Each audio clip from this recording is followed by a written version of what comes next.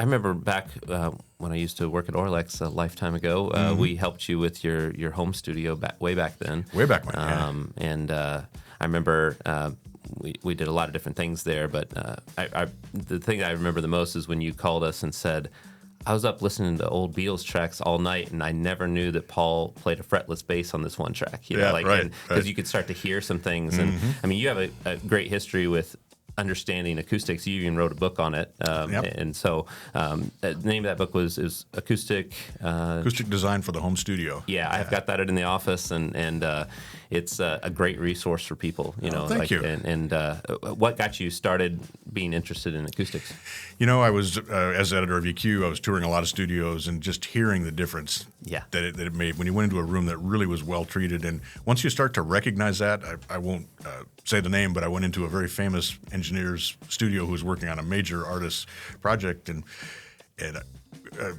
recognized that the monitors were out of phase. Oh, wow. And, so you start to notice those kind of things. And I was just always into sound quality. I just always wanted everything to sound great. I wanted to be able to hear everything when you're mixing, when you're recording. If you can't hear it, you can't do it. Yeah. I don't think. Yeah. And so, I'm always after the best quality possible.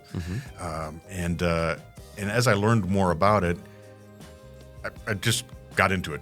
Like you were saying, once you experience it, wow, I never heard that before. I never recognized that, or my mixes just seem to translate better, or whatever you're doing, it just fuels that passion to make it sound better and better and better. And that was actually a pretty primitive space that we were working in. It was like an open basement, and we had some space couplers in the ceiling and a little bit of treatment, but compared to some things we've done since, but just getting things right. Yeah, I mean it's amazing too, because like a lot of people.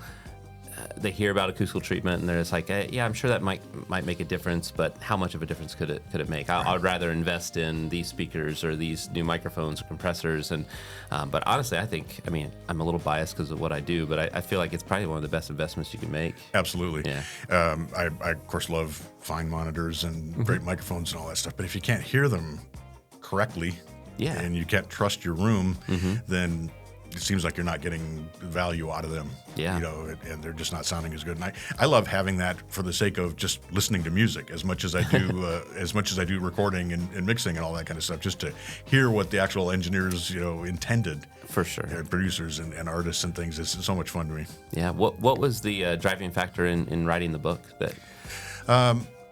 I had written, I wrote 7 books, I think, and did a DVD as well on mastering at home. And, it just seemed like a topic that there wasn't really a book that was aimed at home studio people. That was, at that time, most of the books were pretty technical. Yeah. Or there was a lot of construction involved and all that kind of stuff, and which is great if you can do that. But for a lot of us, you're in a bedroom, you're in the basement, you're in the garage or whatever. You can make a few holes in a wall, but you can't go past that. Right. And I wanted to have a resource for people that were working in that kind of an environment to still be able to make really dramatic improvements in the sound quality they're hearing. Yeah, that's one thing I tell people all the time is that, of course, we love it when we have a design from the ground up and like sky's the limit. We can do whatever we want with it, but that's not everybody's situation. And sometimes people, by reading on forums or what have you, they'll see certain things and say, well, I guess there's no hope for my room. But you can still make drastic improvements in your space just by hitting first reflection points, doing some bass trapping, adding some diffusion.